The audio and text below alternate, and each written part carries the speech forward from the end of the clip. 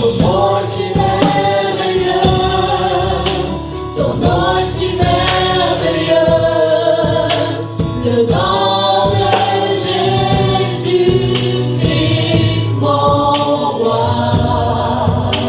Ton nom est si merveilleux, il est incomparable. Ton nom est si merveilleux, le nom de Jésus.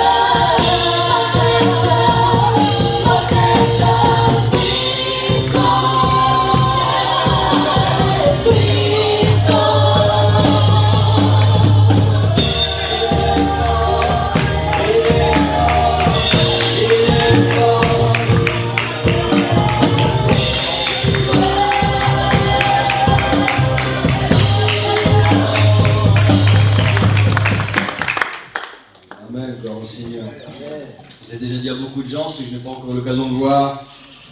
Depuis la fin de cette année, excellente année, tous mes vieux. Que l'Éternel vous bénisse abondamment, qu'il vous garde, qu'il vous protège, qu'il vous multiplie. Enfin, faites attention avec la multiplication, parce que Dieu a été très facile avec Adam et Ève. Il a dit, parcourez la terre, multipliez, soyez féconds. Après, il n'a pas donné le mode d'emploi, il n'a pas prévenu de ce qui allait s'arriver. Après, il a introduit les principes de la foi en disant, fais-moi confiance, ça va aller. Personnellement, je trouve ça un petit peu simple, mais comme c'est le Seigneur, je ne peux pas négocier. Je vais très rapidement vous souhaiter mes vœux. J'avoue que j'y ai pensé beaucoup l'année dernière. Vous me connaissez, je suis un esprit différent. Vous savez que j'ai toujours l'angle que le Seigneur m'a donné, la manière dont je vois les choses est toujours un petit peu particulière. Et l'année dernière, j'avais fait ça, j'avais cherché une parole un petit peu originale.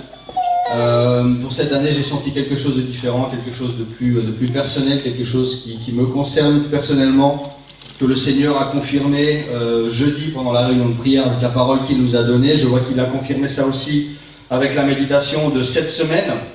Donc je dis merci Seigneur, tout ça sont des confirmations. J'aimerais simplement vous encourager, mes vœux pour vous, j'ai un seul vœu pour l'Église, un seul encouragement que je voudrais partager avec chacun d'entre vous, c'est cette année, bâtissez avec sagesse.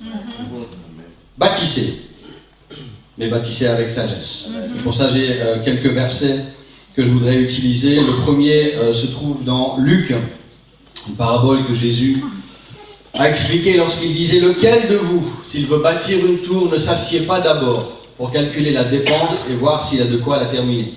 De peur qu'après avoir posé les fondements, il ne puisse pas terminer et que tous ceux qui le voient se mettent à se moquer de lui en disant « Cet homme a commencé à quelque chose et il n'a pas terminé. »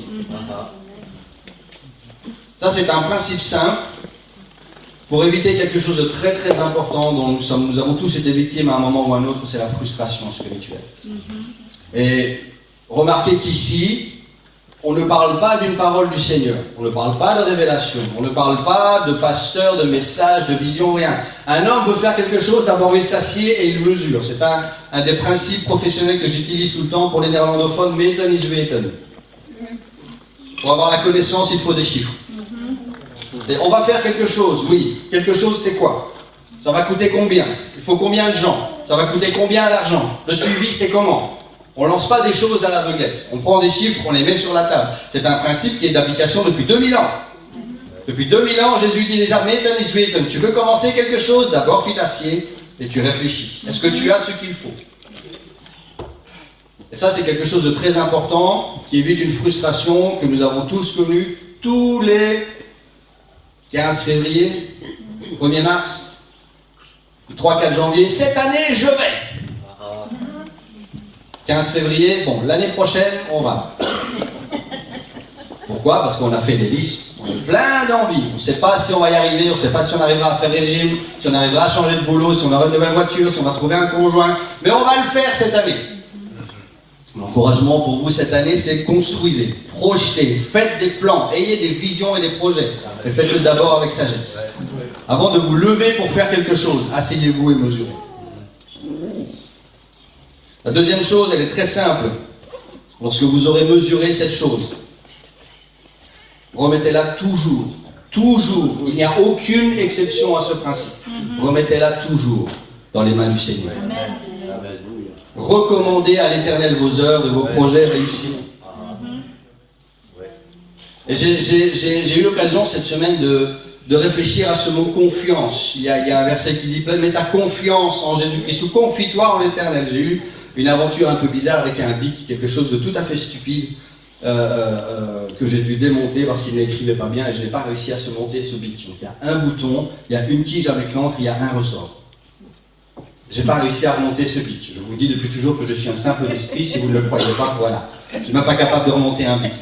Et je sais pas, c'est un exemple bête, mais il s'est passé quelque chose. J'étais tout seul dans le salon, je passais un moment avec le Seigneur et j'avais ce bic face à moi, un stupide bic avec 4 pièces que je n'arrivais pas à remonter. Je me suis senti vraiment bête. Et puis j'ai retourné ce bic et c'est un bic que le pasteur nous avait offert, je pense que c'était à l'église il y a 2 ans ou il y a 3 ans, sur lequel il y avait écrit « Confie-toi en l'Éternel ». Et je me suis rendu compte que ça c'était un symbole fort pour ma vie, que je veux partager avec chacun d'entre vous, même les choses les plus simples. Je dois les confier au Seigneur. Il y a parfois des pièces que je pense que je peux monter moi-même, parce que c'est très simple. Dieu n'a pas besoin d'intervenir dans ce choix, dans cette décision, dans cette opinion. Confie-toi en l'Éternel. Pour un bête beat, ou pour un changement qui va impacter toute ta vie, confie-toi en l'Éternel. Et se confier en l'Éternel, c'est plus que de la confiance. C'est de la confidence. Un confident, c'est quelqu'un à qui vous allez partager des secrets que vous ne direz à personne d'autre.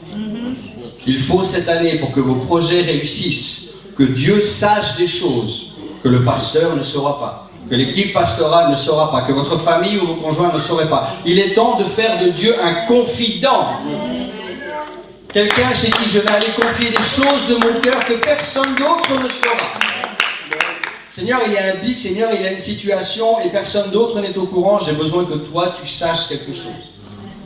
Je vais recommander ce projet, Seigneur, et on va voir si toi, tu vas le valider ou pas.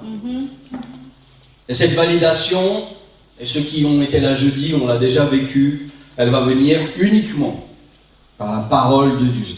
Nous avons parcouru cette méditation dans Éphésiens 6, qui nous parle des armes du chrétien, de l'armure plutôt du chrétien. Nous avions vu que dans toute cette armure, tous les éléments que Dieu donne, le casque, le bouclier, tous ces éléments sont des éléments défensifs pour se protéger.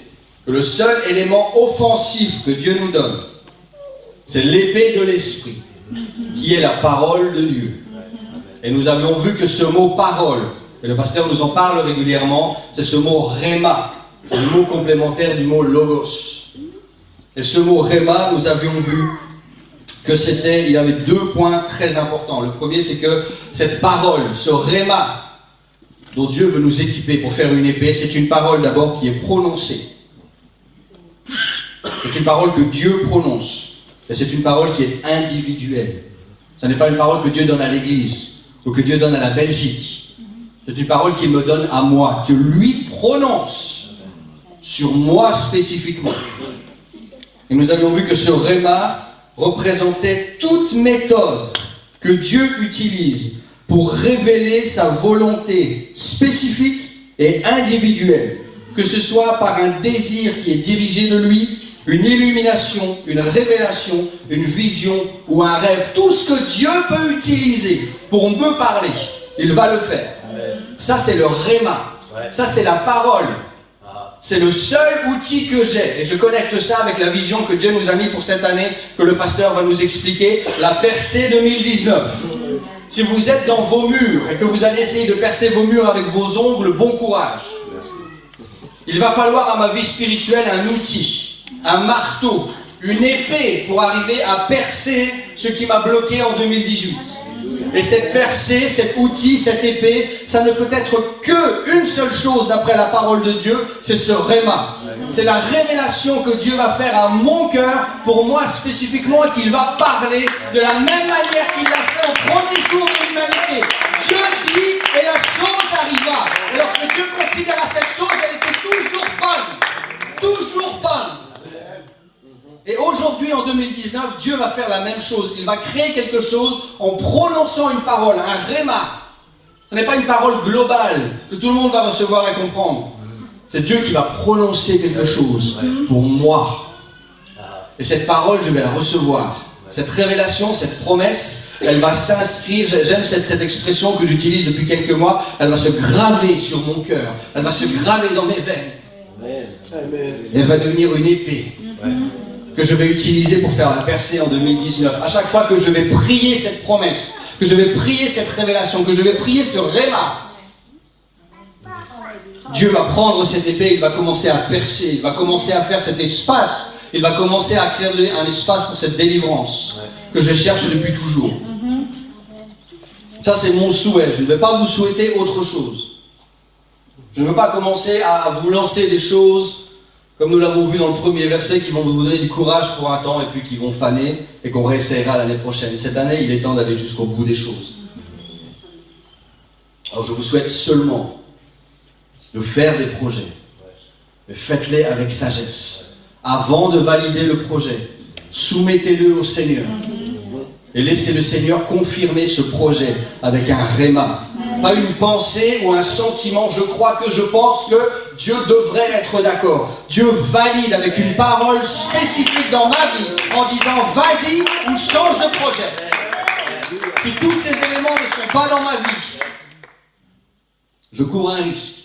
Je prends le risque qu'on se moque de moi. Je prends le risque d'être frustré. Je prends le risque de subir le silence de Dieu. Et c'est quelque chose de très lourd, de très pénible quand votre cœur est sincère, que vous faites une prière et que Dieu ne répond pas. C'est quelque chose de très pénible et de très frustrant. Alors évitons-nous simplement ces choses en mesurant nos projets, en les soumettant au Seigneur et en attendant spécifiquement un réma de confirmation pour 2019. Amen. Amen. Que Dieu bénisse l'Église de Dieu. Alléluia.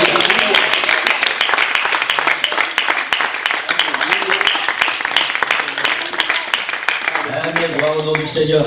Alléluia. Alléluia, j'ai déjà pris la moitié de la prédication. Cette année, j'ai fait autrement que les autres années. J'ai pris une seule résolution. Amen. Une seule. Et je demande vraiment au Seigneur que je me tienne à cette résolution pour arriver jusqu'à fin 2019 en ayant gagné la bataille. Amen. Au nom du Seigneur Amen. Jésus. Amen. En janvier 2018, pour ceux qui étaient là, souvenez-vous, nous avons pris la décision ensemble de conquérir notre ville. Ma ville, ma mission, ma moisson.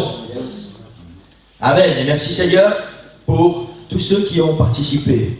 On a organisé des marches de prière, on a organisé des évangélisations, bouge ta ville, et nous commençons à voir le résultat. Amen.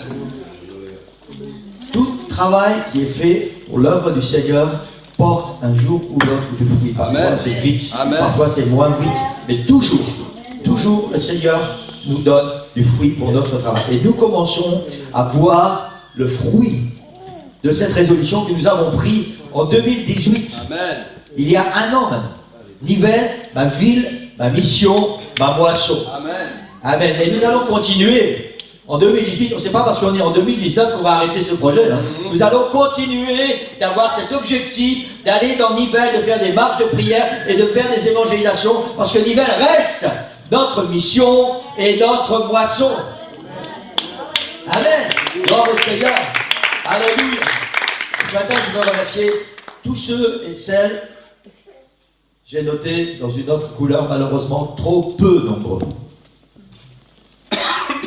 qui ont tenu ferme dans cette résolution, de marche de prière et d'évangélisation, et qui ont été fidèles. Et je veux particulièrement vous remercier. Dieu aime ceux qui sont fidèles. Alléluia. Dieu est fidèle, c'est son nom. Lisez le livre de l'Apocalypse, fidèle et véritable. Amen. Dieu aime la fidélité. Et je veux vous encourager, pour tous ceux qui ont été fidèles dans cette résolution, à continuer de l'être. Et pour ceux qui n'ont pas été, vous êtes les bienvenus. Amen. Vous êtes les bienvenus. Je veux remercier aussi tous ceux qui ont travaillé avec patience pour le travail de l'école du dimanche. Nos enfants, c'est un travail très important. C'est un travail qui demande beaucoup de patience, beaucoup de persévérance. Il faut être très attentif.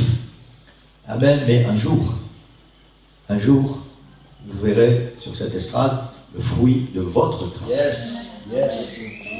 Amen. Amen. Amen. Alors vous aussi, ceux qui travaillent avec les enfants, persévérez. Persévérez. Ça, c'est pas seulement pour 2018, ce ne sera pas seulement pour 2019, c'est pour toujours. Toujours, tant qu'il y aura des enfants dans cette église, alors il faudra travailler avec ces enfants, il faut les amener dans la présence du Seigneur, il faut les former avec le Seigneur pour faire des disciples. Amen. Gloire au Seigneur. Donc on va continuer aussi à travailler avec les enfants. Amen. Pour tous ceux qui étaient là pour le 31 décembre, pour le réveillon, la veillée de Nouvel An, nous allons dire. Ce réveillon, ça fait un peu populaire, pour ne pas dire autre chose. La veillée de Nouvel An, voilà, on a découvert notre défi pour 2019, percer. Yes. Amen, gloire au Seigneur. Percer. Amen. Le dictionnaire nous donne plusieurs définitions pour une percée. Pour ceux qui, je pense que j'ai déjà dit ça, le Seigneur a beaucoup d'humour et il fait des choses parfois, on ne sait pas pourquoi le Seigneur fait ça. Je ne suis pas très doué en anglais, je connais un peu le vocabulaire chrétien, on va dire, mais sans plus, j'écoute les chants. Quand c'est des chants d'anglais, je dois les écouter 5, 6, 7 fois pour essayer de comprendre un peu. Après, je vais, comme beaucoup de personnes, dans la traduction, voir un traducteur, je mets les trucs en anglais, il me traduit ça bien gentiment en français, comme ça j'ai compris ce que le chant veut dire. Et puis,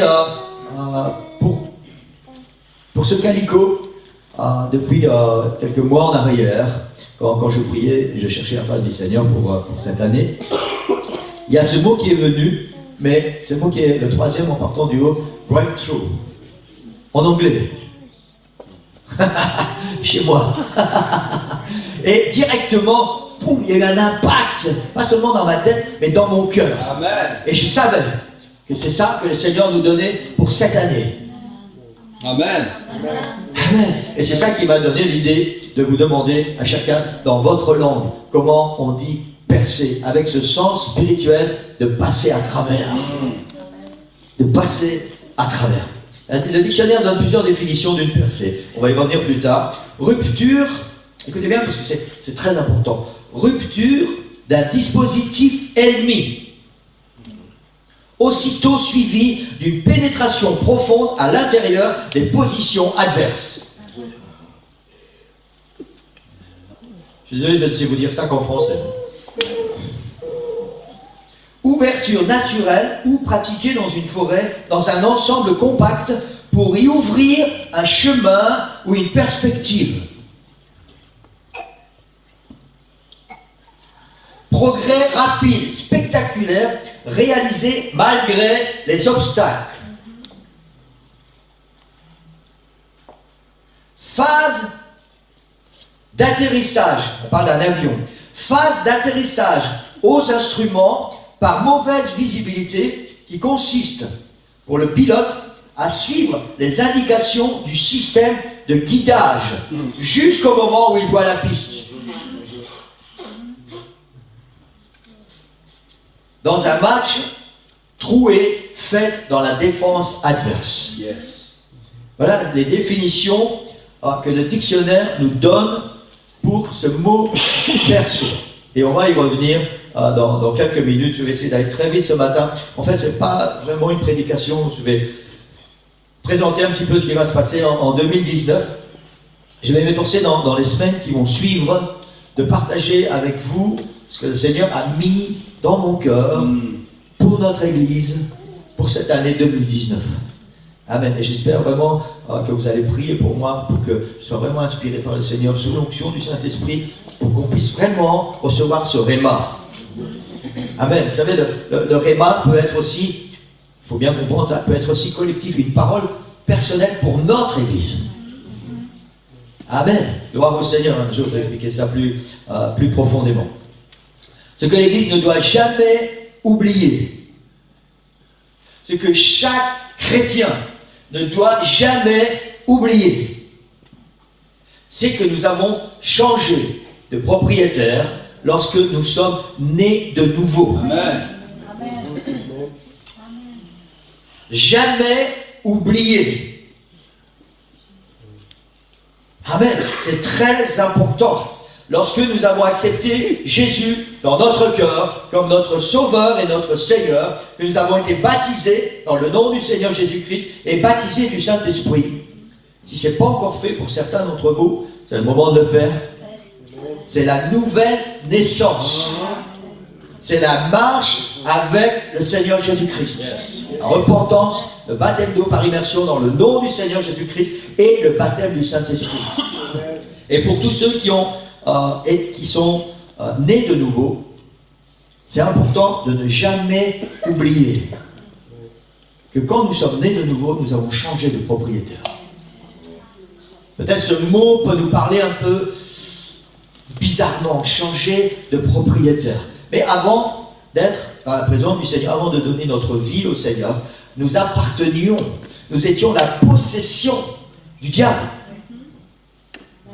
Le jour où nous sommes nés de nouveau, où nous avons donné notre vie au Seigneur, nous sommes devenus la possession de Jésus-Christ. La Bible emploie ce mot qu'on n'aime pas, ça résonne peut-être mal à nos oreilles. La Bible emploie ce mot que nous sommes devenus esclaves de Jésus-Christ. Elle dit avant nous étions esclaves du diable, maintenant nous sommes devenus esclaves de Jésus-Christ. Amen. Amen. Amen. Et ce mot est tout à fait normal dans le sens où nous savons qu'à la croix, il y a 2000 ans, Jésus a payé un prix pour nous racheter. Et ce prix, c'est sa vie. Amen. C'est ce qu'on va commémorer tout à l'heure. Son corps et son sang qui ont été brisés à la croix, c'est le prix qui a été payé pour que nous puissions changer de propriétaire. Nous n'appartenons plus au monde, nous n'appartenons plus au diable, maintenant nous sommes des enfants de Dieu. C'est ça la nouvelle naissance. Et nous ne devons jamais oublier ça. Et nous ne devons jamais oublier parce qu'à partir du moment où nous sommes devenus des enfants de Dieu, notre vie ne doit plus être une vie conforme à ce que nous étions avant. Elle doit être une vie conforme à ce que nous sommes maintenant. Des enfants de Dieu. Et trop souvent, le chrétien oublie, quand il est né de nouveau, qu'il doit vivre par rapport à cette nouvelle naissance. Nous voulons bien la croix, nous voulons bien le sacrifice de la croix, nous voulons bien le pardon de nos péchés, nous voulons bien que le Seigneur nous bénisse, nous voulons bien que le Seigneur nous remplisse de son esprit, nous voulons bien toutes les bénédictions du Seigneur, mais nous voulons continuer de vivre comme nous vivions avant, quand nous étions esclaves du diable. Et ça, c'est pas possible.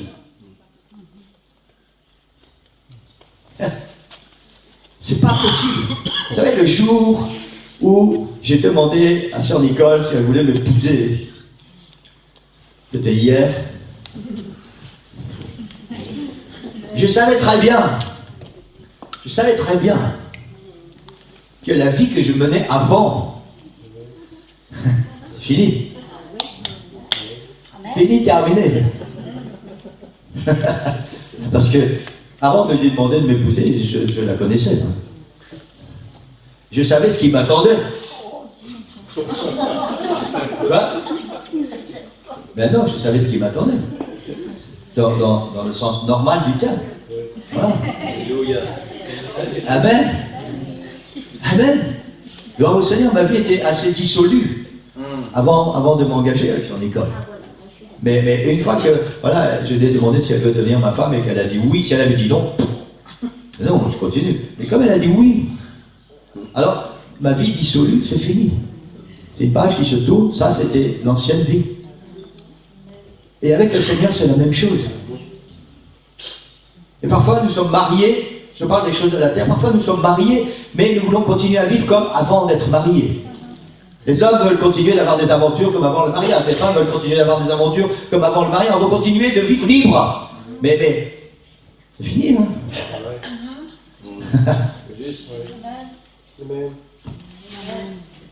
Et en tant qu'enfant de Dieu, parfois, on veut devenir chrétien, on donne sa vie au Seigneur, on donne au Seigneur, je veux que tu sois mon sauveur. Je veux que tu sois mon Seigneur. Et on dit, ok, bah alors c'est comme ça, comme ça. Alors attends. Amen. Continuez à sourire. Gloire au Seigneur. Est-ce que j'ai l'air d'être malheureux? 40 ans de mariage. Est-ce que j'ai l'air malheureux? Et il y a pire que moi, non? Je pourrais dire 50. 50. Est-ce qu'ils ont l'air malheureux? Non. Ils ont dit, ah non, frère Jean-Paul, je sais pas.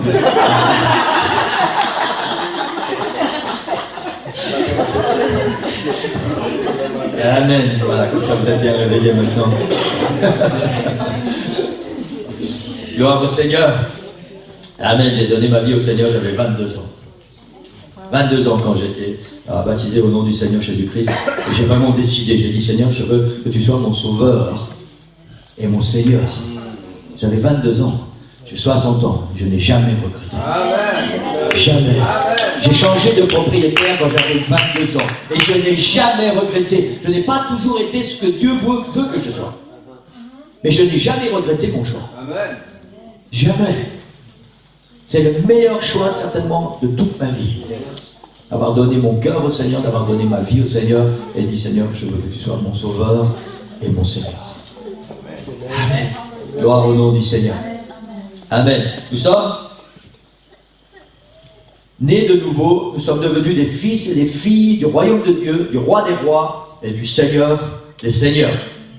Nous sommes désormais engagés dans la plus grande et la plus merveilleuse armée qui soit, l'armée du Dieu Tout-Puissant. Amen. Alléluia. Gloire au Seigneur. C'est un paradoxe aussi, ça.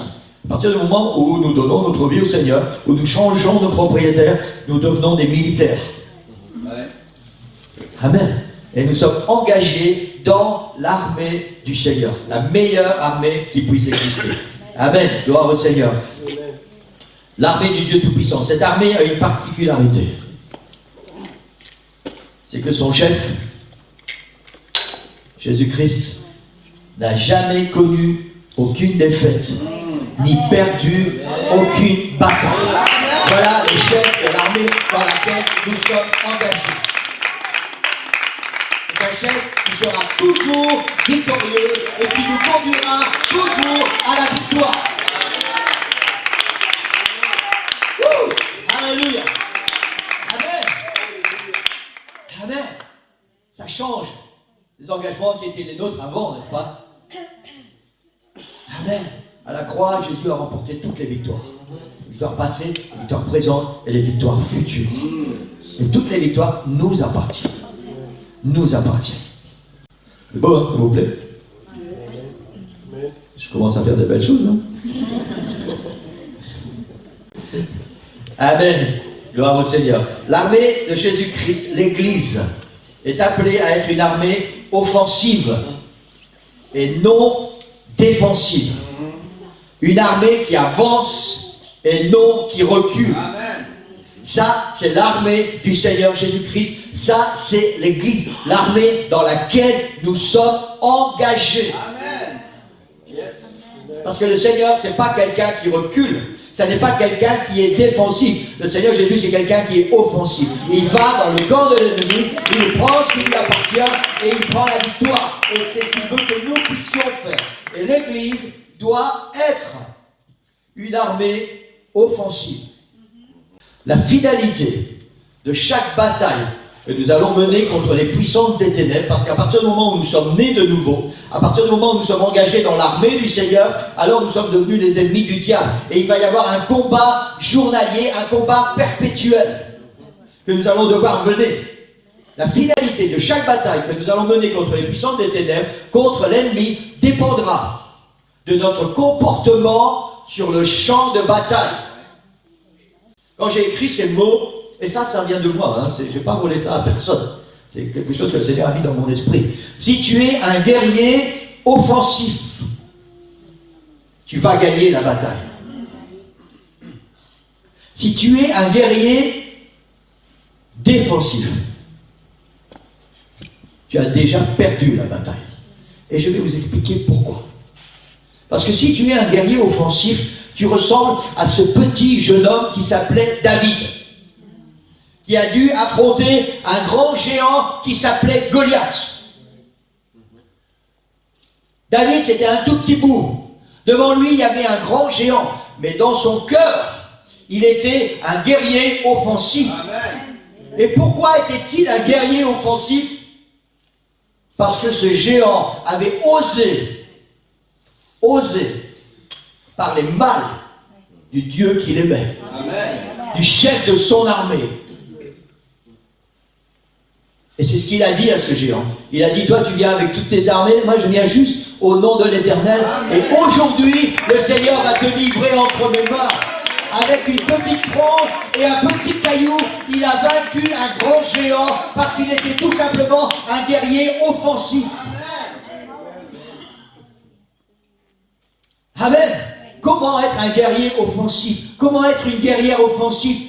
Pas en regardant la taille de l'ennemi, en regardant le chef de l'armée dans laquelle nous sommes engagés, le chef de notre armée, celui qui n'a jamais perdu et qui ne perdra jamais aucune bataille.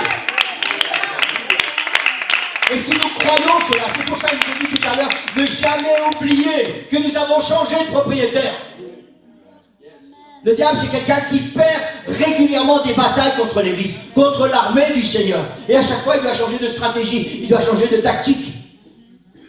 L'armée du Seigneur, c'est une armée qui va de l'avant, et c'est une armée victorieuse, c'est une armée offensive. Et si tu es un guerrier offensif, tu vas gagner la bataille.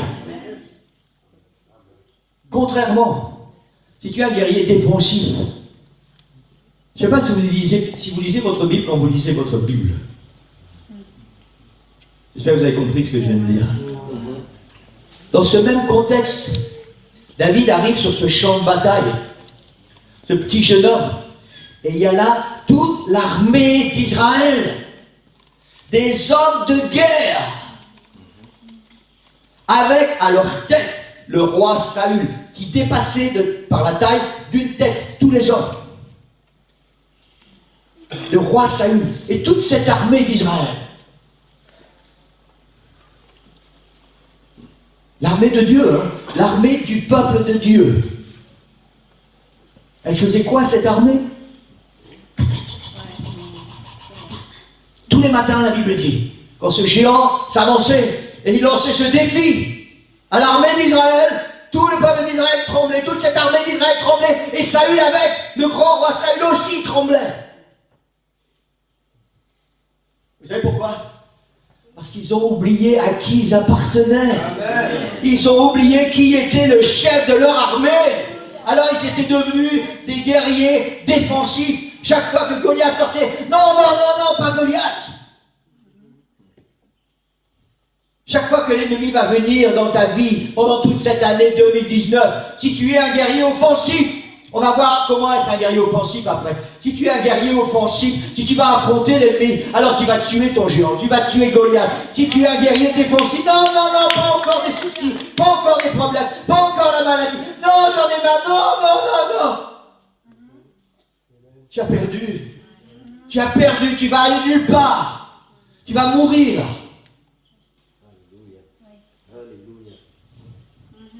C'est valable dans tous les domaines, vous savez. À partir du moment où vous êtes défensif, ça veut dire que vous recevez les coups.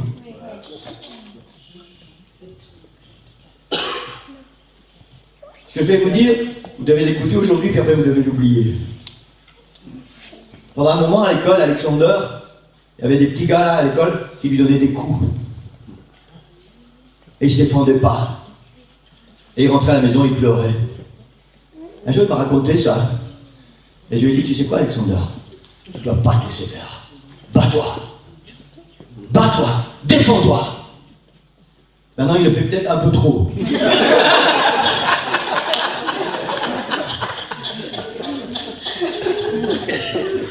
Amen. L'église, bats-toi, défends-toi, arrête de recevoir les coups. Cette année, c'est une année où il doit y avoir une percée dans ta vie. Et vous avez vu la flèche, elle va vers le haut, elle va pas vers le bas. Bats-toi, défends-toi, regarde ton ennemi en face, affronte-le et prends ta victoire. Amen. Tu as changé de propriétaire, qui appartient au roi des rois, au Seigneur des seigneurs, chef de l'armée, c'est Jésus-Christ, celui qui ne subit aucune défaite. Aucune défaite. Amen. Alléluia. Alléluia. Alléluia. Si Satan ne vient pas t'embêter, laisse-le tranquille. C'est pas la peine d'aller chatouiller l'ennemi inutilement. Mais s'il vient, bats-toi. Amen. Et il voit que tu n'as pas grand-chose, il y a juste une petite fronde. Et un petit caillou peut-être. Mais ça, c'est guidé par le Saint-Esprit. C'est guidé par le chef de l'armée. Amen. Et il ne peut rien faire contre ce petit caillou. Si vous étudiez un peu l'histoire, notamment l'histoire guerrière, ce géant Goliath, il avait une énorme armure. Et il y avait un seul petit point vulnérable. Un seul petit point vulnérable, c'était ici. Et c'est justement à cet endroit que le caillou est venu se planter. Est-ce que vous croyez vraiment que ce petit David, avec une distance pareille, il était capable de viser juste là? Ça, c'est le travail de celui qui a remporté toutes les victoires. Parce qu'il veut que nous puissions nous aussi remporter la victoire. Amen. Amen. Gloire au Seigneur. Vous savez, je suis tellement triste en tant que pasteur quand je vous vois être des guerriers défensifs. Tristes, malheureux, opprimés. Non, non, pas encore malade, pas encore des problèmes, pas encore des soucis. Non, pasteur, aide-moi, Seigneur, aide-moi. Je suis tellement triste, Église. On n'a pas compris que nous avons changé de propriétaire.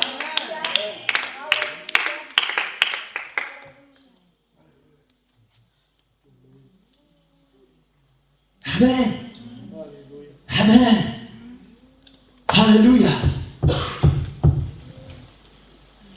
Alléluia. J'aime cette flèche. J'aime la direction de la flèche. Amen.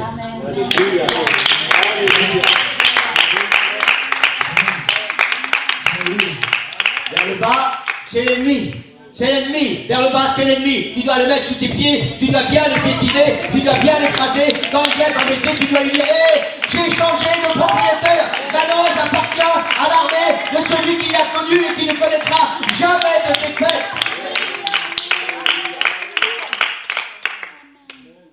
Amen. Alléluia. Ça va aller tellement vite sur l'introduction là. Alléluia. Je vous ai dit, il faudra des journées de 48 heures. Moi. Trop souvent, les chrétiens perdent des batailles parce qu'ils croient aux mensonges du diable. C'est deux choses qui ne sont pas bonnes. La première chose, d'abord, c'est d'écouter le diable. Parce que nous savons que c'est un menteur et la Bible dit que c'est le père du mensonge. Donc, il ne peut rien nous dire d'autre que des mensonges. Donc, la première chose qui est mal, c'est d'écouter ce qu'il dit. Ferme tes oreilles. Ferme tes oreilles. Écoute la parole du Seigneur. Trouve ton réma. Et va de l'avant. Amen. Et la deuxième chose qui n'est pas bien, c'est de croire ces mensonges. Non seulement tu les écoutes, mais en plus tu les crois. Tu sais que c'est un menteur, et puis tu le crois quand même.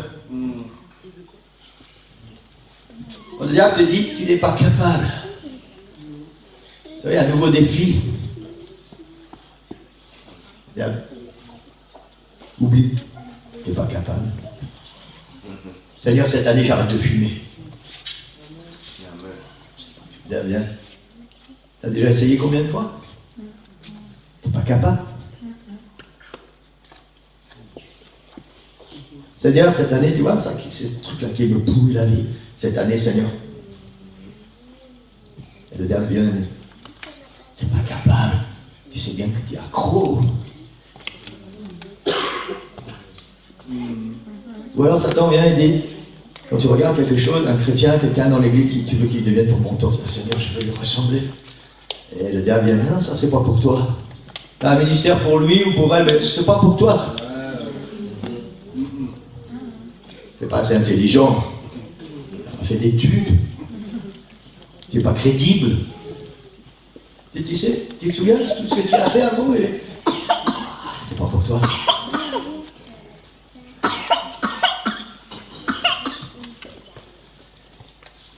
Ou alors quand il y a une montagne qui se dresse là d'un seul coup, tout va bien, tu roules, et d'un seul coup une grosse montagne, énorme. C'est-à-dire ta vie, maintenant, c'est fini, ton chemin s'arrête là, stop, grand panneau, stop. Et tu crois ça? Parce que tu as oublié que tu as changé de propriétaire. Tu as oublié que même si Satan met devant toi une montagne, tu as deux possibilités. Soit tu fais le tour, soit tu passes au-dessus. Amen. Mais ce n'est pas une montagne qui va nous arrêter. Parce que mon Dieu, c'est le Dieu des montagnes, c'est le Dieu des vallées, c'est le Dieu des montagnes, c'est le Dieu de chaque situation, c'est le Dieu de toutes les victoires. Amen.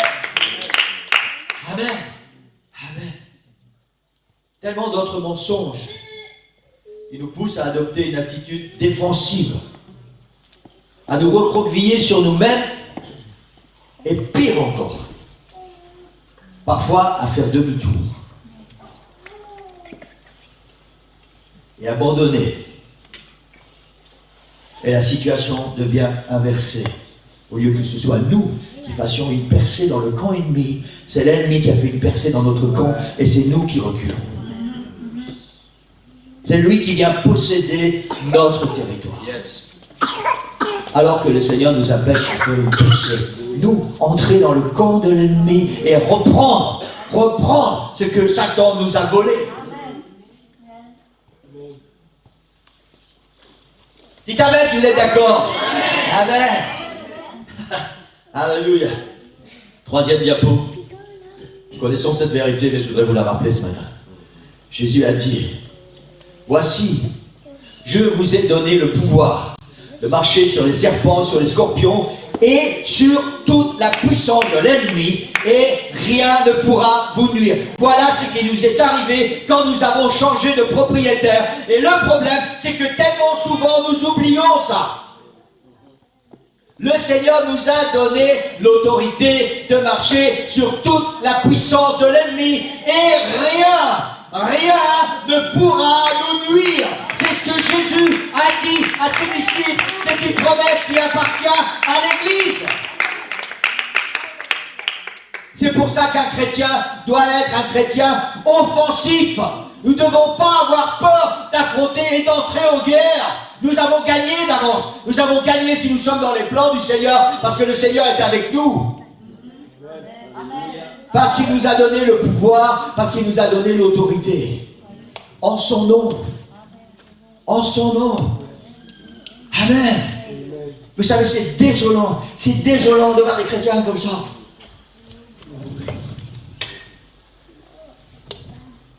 Ça me rend tellement triste. Non. Nous avons changé de propriétaire. Nous appartenons au roi des rois. Amen. Alléluia. Quelle que soit ta bataille, quel que soit ton combat, s'il est dans les plans de Dieu, s'il est conforme à ton réma, à cette parole que tu as reçue de Dieu pour ta vie, alors vas-y, fonce, bats-toi. Fais une percée dans le camp ennemi et reprends ce qui t'appartient. Prends ta victoire, prends ta délivrance, prends ta guérison, prends au nom de Jésus, parce que ça t'appartient, parce que le Seigneur nous a donné la puissance sur tout l'ennemi, l'autorité sur toute la puissance de l'ennemi. Amen. C'est une des raisons pour lesquelles l'Église a du mal d'avancer. C'est une des raisons pour lesquelles l'Église n'est pas fidèle. C'est une des raisons pour lesquelles on voit si peu de chrétiens aux réunions de prière, aux marches de prière, aux évangélisations. Parce que nous n'avons pas encore bien compris qui nous sommes devenus quand nous avons changé de propriétaire. Amen. Amen. On veut bien appartenir au Seigneur Jésus-Christ, on veut bien prendre tout ce qui appartient de bénéfique pour un chrétien, mais on veut continuer à faire les choses qu'on faisait avant. On veut continuer à vivre comme on vivait avant. Vous savez, c'est bien d'avoir une belle maison. Moi aussi, j'aimerais bien avoir une belle maison, qui soit la mienne. Et quand le Seigneur Jésus revient, si tu es prêt, ta maison, ça, hein. J'aimerais bien avoir un super beau 4x4. Et moi, je ne veux pas me contenter d'un petit RAV4, hein. Je veux un gros 4x4. Un beau. Et tu sais quoi? Si Jésus revient, je suis prêt. Mon 4x4, il va rester là. Hein. Pour l'instant, mon 4x4, c'est un Opel Zafira. Merci Seigneur pour mon Zafira. Amen.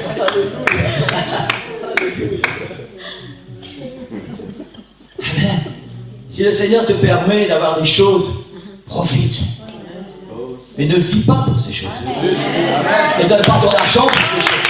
Ne donne pas ton énergie pour ces choses. Ne donne pas ta santé pour ces choses. Parce que quand le Seigneur revient, si tu es prêt, tout va rester là. Et si tu n'es pas prêt, tout va rester avec.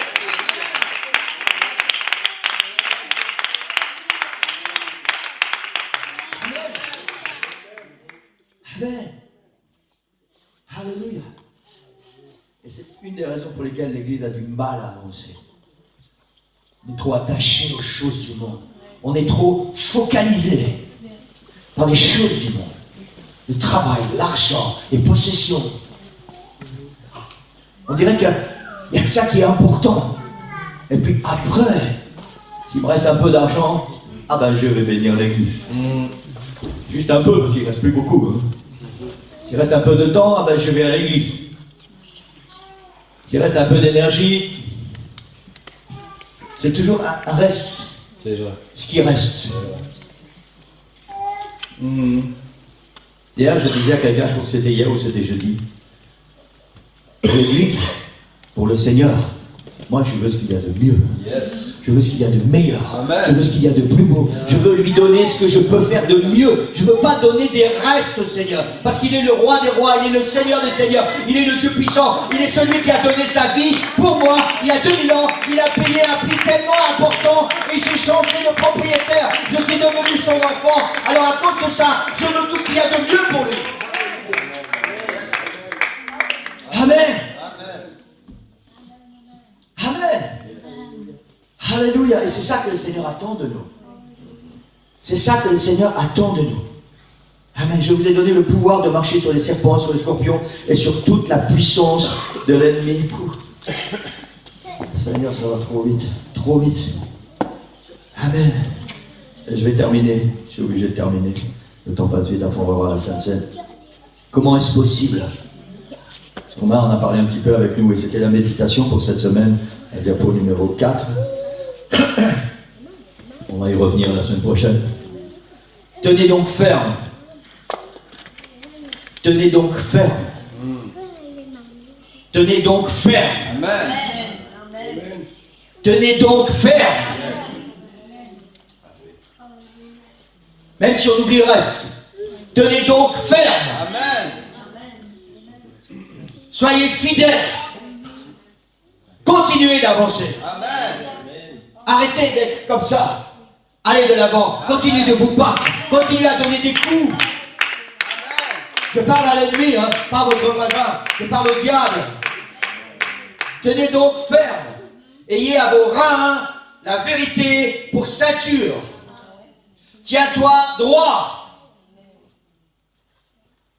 Revêtez la cuirasse de la justice. On va détailler tout ça la semaine prochaine. Mettez pour chaussure à vos pieds le zèle que donne l'évangile de paix. Amen. Prenez par-dessus tout cela le bouclier de la foi avec lequel vous pourrez arrêter toutes les flèches enflammées du diable. Quand vous allez, vous savez, quand vous allez aller de l'avant, le bouclier de la foi qui va vous servir à stopper les flèches que le diable va envoyer contre vous et vous allez pouvoir continuer d'avancer et de faire votre percée. Le bouclier de la foi, croyez dans les promesses du Seigneur. N'oubliez pas qui vous êtes, n'oubliez pas que vous avez changé de propriétaire. Le bouclier de la foi. Prenez aussi le casque du salut. Protégez votre tête, protégez votre esprit, protégez vos pensées de toutes ces cochonneries du monde. Tout ce que vous pouvez écouter, tout ce que vous pouvez voir, tout ce que vous pouvez goûter. Protégez votre tête et l'épée de l'esprit. On en a parlé longuement jeudi encore ce matin. Et la parole de Dieu. Amen. Prenez votre épée. Amen. Prenez votre épée. Quand Satan vient, vous savez, vous devez la connaître par cœur, votre épée. Par cœur. Je ne sais pas qui a déjà commencé le plan de lecture que Flora a donné la semaine dernière. Je ne sais pas qui a déjà lu sa Bible entièrement. Je ne sais pas si vous lisez votre Bible tous les jours. Et vous savez quoi? Ce livre, c'est votre épée. Amen. C'est votre épée, c'est votre arme offensive. Et vous devez connaître ce que votre épée est capable de faire. Et quand l'ennemi vient et qu'il vous dit des mensonges, au nom de Jésus, l'épée de l'esprit, qui est la parole de Dieu. Alléluia. Alléluia. Tenez donc ferme. Et je vais arrêter là pour aujourd'hui. Il faudrait qu'on puisse se lever. Tenez donc ferme. Église, pendant toute cette année, j'ai décidé une chose. J'espère que ça va vous plaire. Et si ça ne vous plaît pas, je ne vais quand même pas changer.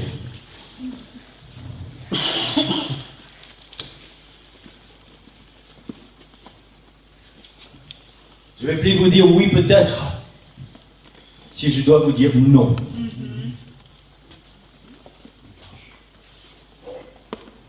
Je ne vais plus être un peu gentil quand je devrais vous faire des gros yeux. Parce que j'ai remarqué une chose, c'est que ça ne nous conduit nulle part. Nulle part.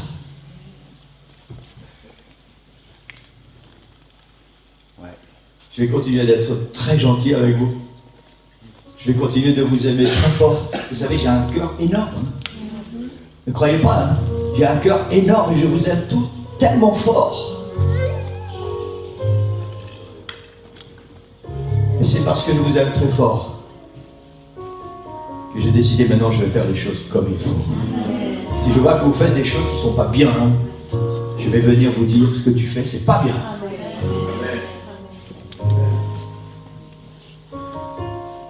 Et quand je vais vous demander quelque chose, je veux une réponse. Je ne vais pas m'immiscer dans votre vie privée. Je veux qu'ensemble, on arrive quelque part. Nous devons percer. Notre église doit percer. Il y a trop longtemps que nous faisons du surplace. Le temps est venu, c'est maintenant, où nous devons percer dans notre vie personnelle, dans notre église et dans notre ville. Amen. Amen. Et pour ça, il va falloir qu'on ouvre les yeux, il va falloir qu'on ouvre nos oreilles et qu'on écoute ce que le Seigneur a à nous dire. Amen. Pour faire la volonté du Seigneur et aller de l'avant pour faire une percée. Amen. Amen. Amen. Amen. Et pour arriver à ça, il faut qu'on prenne cet engagement. Il faut qu'on accepte. Vous savez, si vous n'acceptez pas cette percée dans votre vie, vous êtes toujours les bienvenus dans cette église. Je vais continuer à vous aimer très fort. Mais je ne pourrai pas vous aider. Parce que je vais travailler avec ceux qui veulent percer. Parce que j'ai pas beaucoup de temps. J'ai plus beaucoup d'énergie. Et je dois me concentrer. Et nous devons ensemble nous concentrer. Amen. Vous savez, cette flèche qui va vers le haut. Royaume de Dieu, la victoire. Alléluia. Yes. Alléluia. Vous avez vu en dessous là? C'est éclaté là. C'est éclaté. Quelque chose qui est passé à travers. Quelque chose qui maintenant est devenu nouveau. Quelque chose qui maintenant est devenu différent.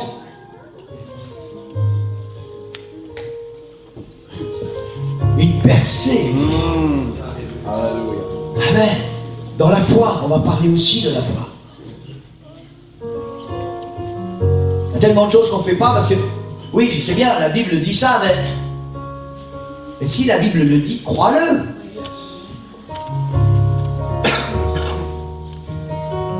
C'est une promesse qui t'appartient. Amen. Tu préfères croire le diable qui est un menteur plutôt que Dieu qui te dit la vérité. Mets ta foi en action. Tenez donc ferme. Ferme. Amen. Alléluia. Alléluia. Je voudrais qu'on baisse nos têtes et qu'on ferme nos yeux quelques instants. Alléluia. Je sais que le Seigneur parle à nos cœurs ce matin. Le Seigneur parle à nos cœurs. Alléluia. Alléluia. Tenez donc ferme. Toutes ces résolutions que tu as prises par le passé. Continue. Continue avec. N'abandonne pas, c'est pas parce qu'on engage une nouvelle année qu'on va prendre une nouvelle résolution que tu dois abandonner des autres. Non, c'est une, plus une, plus une, plus une. C'est ça qui fait que tu vas grandir. C'est ça qui fait que tu vas aller plus loin, que tu vas avancer avec le Seigneur, que tu vas faire ta percée en territoire ennemi et que tu vas reprendre ce que Dieu t'a donné.